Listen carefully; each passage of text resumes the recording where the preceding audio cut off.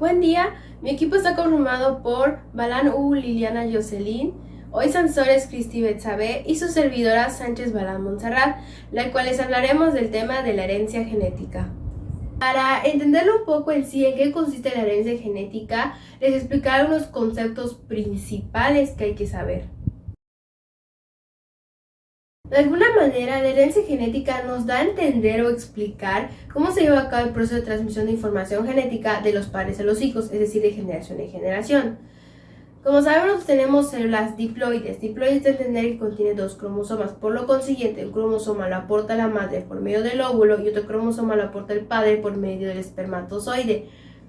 Al igual, sabemos que cada persona contiene 23 pares de cromosomas. Un cromosoma está enrollado por el ADN. Como sabemos, el ADN es donde está toda esa información genética que se transmite de generación en generación. Por eso llega momentos donde nos dicen que nos parecemos a nuestros padres o a nuestros familiares. De igual manera, el ADN sabemos que está estructurado o conformado por bases nitrogenadas. Entonces, en cada segmento determinado del ADN se encuentran los genes. Específicamente los genes es donde están las características hereditarias. Cada gen ya tiene determinado un lugar específico en la cadena del ADN. El genotipo es la información que está contenida en un gen, es decir, es la información contenida donde están las características de cada persona.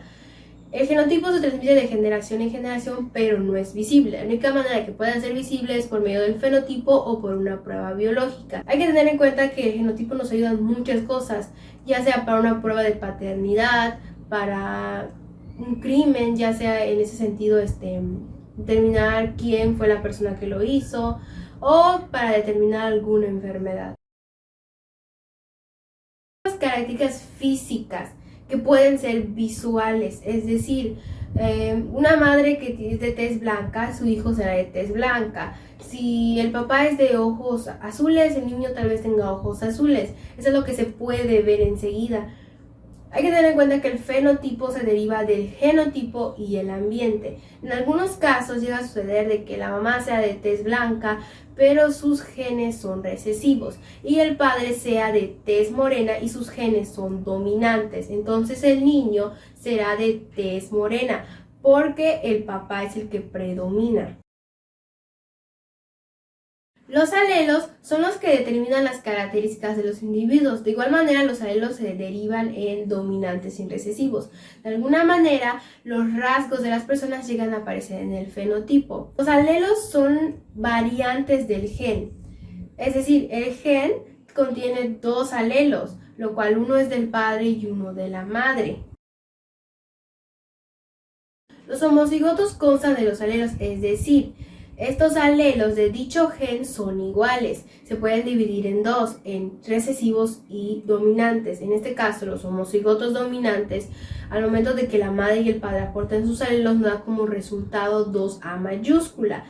Y en el momento del homocigoto recesivo, en este caso cuando la madre y el padre aportan sus alelos, nos da 2A minúscula. De igual manera, a los homocigotos se les conoce como puros. Heterocigotos. En este caso igual habla de los alelos, pero son alelos diferentes. Es decir, en este caso la madre contiene 2A minúscula, que son los alelos recesivos, y el padre contiene 2A mayúscula, que son los alelos dominantes. Nos daría un producto de una A mayúscula y una A minúscula, que por lo consiguiente sabemos que predominaría el padre. Es decir, si la madre es de cabello rubio, pero sabemos que sus alelos son recesivos, y el padre es de cabello negro, pero sabemos que sus alelos son dominantes, el hijo saldría con el cabello negro, porque predomina siempre la A mayúscula. Al igual, también se les conoce como híbridos. Recesivo. En este caso necesita de los dos alelos o de las dos copias del gen. De alguna manera, las características que aparecen en los alelos recesivos son muy difíciles, o de alguna manera tienen menor probabilidad de aparecer en el fenotipo. La única manera que aparezcan es teniendo alelos homocigotos, es decir, una A minúscula y otra A minúscula. De esa manera sí se podrá apreciar las características en el fenotipo. dominante. Prácticamente viene siendo una de las copias de un solo progenitor individuo. De alguna manera, su variación predomina en la descendencia. De una manera más clara, son las características que aparecen del fenotipo, que son visibles. Un ejemplo sería dos alelos heterocigotos. En este caso tendríamos una A mayúscula y una A minúscula. La A mayúscula sería el alelo dominante y la A minúscula el alelo recesivo. En este caso predominará la A mayúscula, que es el alelo dominante, y aún así la A minúscula todavía está en el gen, pero no se aprecia. Yo hablaré de las leyes de Mendel. ¿En qué consisten las leyes de Mendel? Las leyes de Mendel son los principios que establecen cómo ocurre la herencia, es decir, el proceso de transmisión de las características de los padres a los hijos. Las tres leyes de Mendel son la primera ley, el principio de la uniformidad; la segunda ley, el principio de la segregación; y la tercera ley, principio de transmisión independiente. En la primera ley de Mendel, principio de la uniformidad, encontraremos que de la primera generación filial establece que cuando se cruzan los individuos de raza pura, homocigotos, de la primera generación filial, heterocigotos, será igual entre ellos los fenotipos y genotipos. Además, sobresaldrá el rasgo fenotípico de uno de los progenitores, genotipo dominante. Si se cruzan las plantas de razas puras, una de las flores rojas con el genotipo dominante sería la A, y otra de flores moradas con el genotipo recesivo A con A minúscula. Se tendrá como resultado que la primera generación filial será igual, es decir, A mayúscula, A minúscula, ya que va a sobresalir el genotipo dominante, flor roja, como se ilustra a continuación. En la segunda ley de Mendel, el principio de la segregación, la segunda ley o principio de segregación consiste en que el cruce de los individuos de la primera generación filial, A mayúscula, A minúscula, tendrá lugar en una segunda generación filial, en el cual reaparecerá el fenotipo y genotipo del individuo recesivo, A minúscula, A minúscula. Resultado siguiente sería A mayúscula, A minúscula, por A mayúscula, A minúscula sería igual a mayúscula, doble A mayúscula, A minúscula, otra vez A mayúscula, A minúscula, y en las últimas sería dos A's minúsculas. Es decir, el carácter recesivo permanecería oculto en una proporción de 1 a 4. Por ejemplo, sería si se cruzan las flores de la primera generación filial, que sería A mayúscula, A minúscula, que contiene cada una un genotipo dominante, A mayúscula color rojo, uno recesivo, A minúscula color morado. El genotipo recesivo tendrá posibilidad de aparecer en la proporción de 1 a 4, como se observa a continuación. En la tercera ley de Mendel, el principio de la transmisión independiente, la tercera ley o principio de transmisión independiente consiste en establecer que hay rasgos que se pueden heredar de manera independiente. Sin embargo, eso solo ocurre en los genes que se encuentran en cromosomas diferentes, que no intervienen entre sí, o genes que están en regiones muy distantes del cromosoma. Asimismo, al igual que en la segunda ley, esta se manifiesta mejor en la segunda generación filial. Mendel tuvo esta información al cruzar guisantes cuyas características, es decir, color y rugosidad, se encontraban en cromosomas diferentes. Fue así que se observó que existe superficie lisa o rugosa. Por ejemplo, sería de los tallos de las flores B mayúscula liso y B minúscula rugoso. De este cruce resultará lo siguiente. Aquí tenemos una imagen para representarlo. Las variaciones de las leyes de Mendel dice que no mendeliana no son términos empleados para referirse a la existencia de patrones de herencia que no fueron tomados en cuenta en las leyes de Mendel. y que se debe explicar para comprender la existencia de los patrones hereditarios.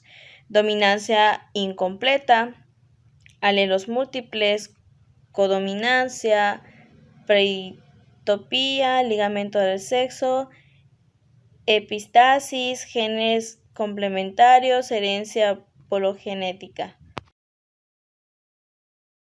La genética mendeliana es la parte de la genética que sigue la metodología que ideó Mendel. Se basa en los estudios de las proporciones en las que heredan las características de los individuos. Se considera a Mendel como fundador de la genética, aunque la comunidad científica no tuvo en cuenta su obra hasta 40 años más tarde, cuando sus trabajos fueron redescubiertos independientemente por De Vries, Correns y Bohr-Ostermann.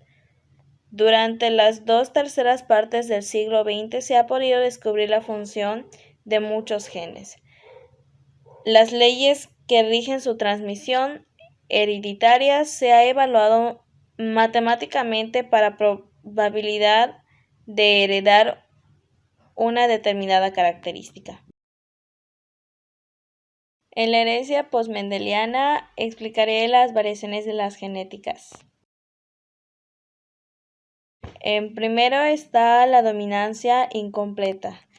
Bajo el concepto de la dominancia de recesividad, se puede presentar caracteres que sean de un rasgo u otro definido, claramente un fenotipo en particular, pero en algunos casos, tras la cruza de dos individuos, se pueden presentar en la primera generación filial un estado intermedio de los caracteres de dos variedades presentales homocigotos.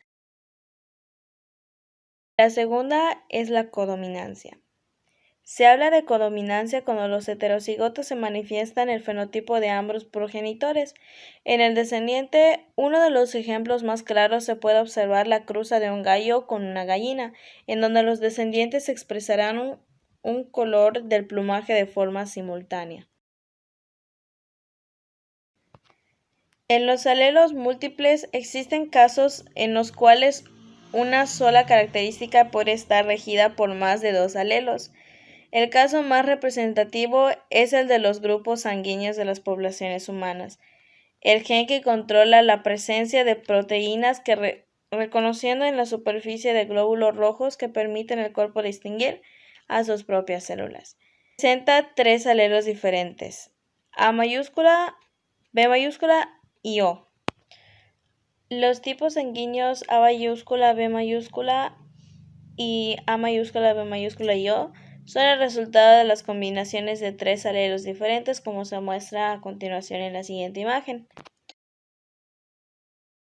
En la herencia ligada al sexo, este tipo de variación genética fue descrita en 1910 por el ilustre Thomas Hunt Morgan en la mosca de la fruta Drosophila melanogaster.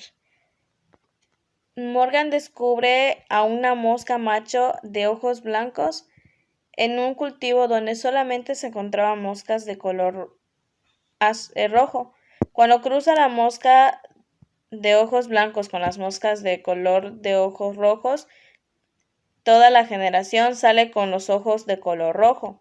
Con eso comprueba que dicho carácter es dominante sobre el color blanco. Hasta este punto se puede decir que las leyes de Mendel se cumplen sin problema alguno.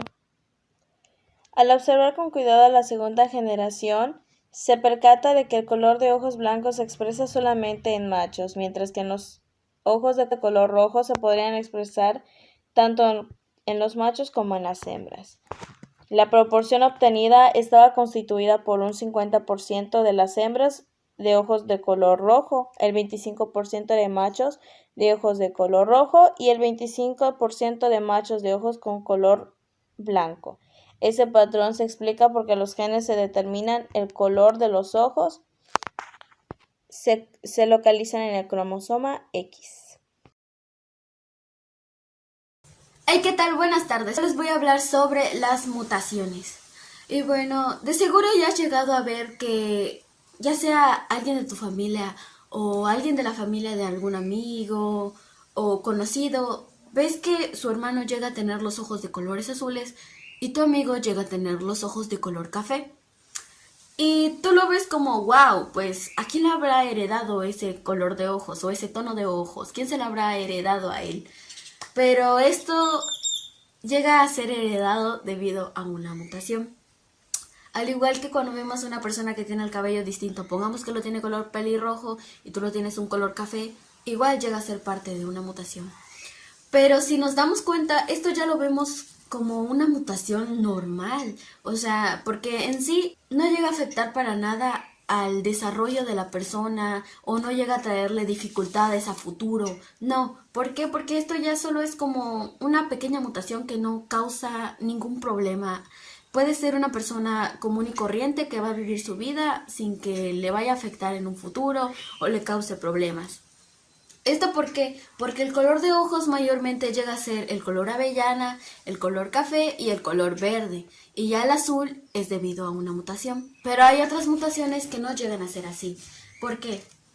Porque estas mutaciones llegan a ser más notorias y llegan a tener ciertos aspectos que lo caracterizan. Y estas mutaciones muchas veces llegan a ser debido a genética, debido a que la madre se lo llegó a heredar al hijo o que el padre se lo heredó al hijo.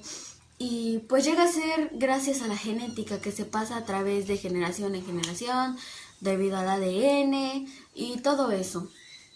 Y esto es malo para el futuro o es malo para la persona que lo porta. Pues es como un 50% positivo y 50% negativo. ¿Por qué? Porque llega a ser ventajoso en cierta parte. Porque si nos ponemos a analizar, antes de que llegáramos a poder evolucionar y tener más conocimiento sobre la ciencia, poder hacer más experimentos, antes no teníamos y no contábamos con esa experiencia o teníamos esa oportunidad. Entonces, ¿qué es lo que pasaba? Que si una persona llegaba a nacer o a heredar una mutación, antes no habían tratamientos o había una cura para ello. Entonces la persona vivía con el constante miedo de poder morir antes de que llegara siquiera a conocer la vida adulta. Pues porque antes no teníamos suficiente conocimiento sobre las mutaciones, cómo curarlas, cómo tratarlas, qué hacer con esa persona para que pueda seguir viviendo y tener una vida normal y que esa mutación no le afecte para nada. Algo triste que ha llegado a suceder a las personas que portan la mutación es que las personas pues que nacieron normales y no padecieron de ninguna mutación genética llegan a ser malos con estas personas o a discriminarlas, a burlarse de ellas, a hacer comentarios o chistes graciosos delante de esta persona, que puede que a las otras personas les cause gracia, pero ciertamente a la persona que porta esta mutación genética no le causa nada de gracia, sino que le da desconfianza, le da tristeza, entre muchas más emociones, ya que esa persona está tratando de hacer todo lo posible para vivir su vida normal, como si fuera un ser humano normal. Y técnicamente es un ser humano normal, pero pues a veces las mutaciones llegan a cambiar un poco los aspectos físicos. Un ejemplo de este podría ser la mutación del síndrome de Down, que aquí la persona llega a padecer de cognición, los rasgos físicos son característicos, eso es a lo que me refiero porque pues los rasgos llegan a cambiar y llegan a ser distintos cuando una persona padece mutación, al igual que al momento del desarrollo provoca retrasos en el desarrollo de la persona que porta esta mutación. Y pues muchas veces así sucede y la sociedad en sí y las personas graciositas lo toman como si fuera un juego, como si fuera un centro para que puedas desarrollar unos chistes. Entonces muchas veces llegan a decirle, ay mira, llegó el deforme o llegó el mutante. Y bueno, entonces en sí, ¿qué es la mutación? Pues la mutación son cambios en la estructura del material genético que pueden llegar a afectar ya sea a los cromosomas, a los genes, inclusive a los nucleoides. Bueno, y ahora nos vamos con los tipos de mutaciones genéticas. Y para poder iniciar nos vamos con la principal, la cual es la mutación génica. Y la mutación génica también puede llegar a ser llamada mutaciones puntuales. ¿Por qué? Porque puede deberse a sustituciones de pares de bases en los nucleótidos o al corrimiento de pauta de la lectura. ¿Esto qué quiere decir?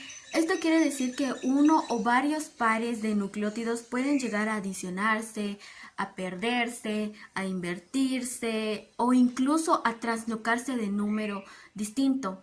Podría ser a 3 o a un múltiplo de 3, lo que ocasionaría una alteración en la lectura del ADN, ya que la codificación de los ácidos nucleicos se realiza con base a los codones o a los tripletes. Un dato curioso es que las mutaciones génicas llegan a ser esa mutación genética que más probabilidad tiene de que afecte, ya que ellas comparten una variabilidad debido a que justamente afectan a uno o a varios nucleótidos y como sabemos son las bases nitrogenadas que forman parte de los genes. Lo bueno es que las enfermedades génicas ya se pueden tratar porque para ello primero se analizan sus síntomas y se llegan a tomar medidas paulativas.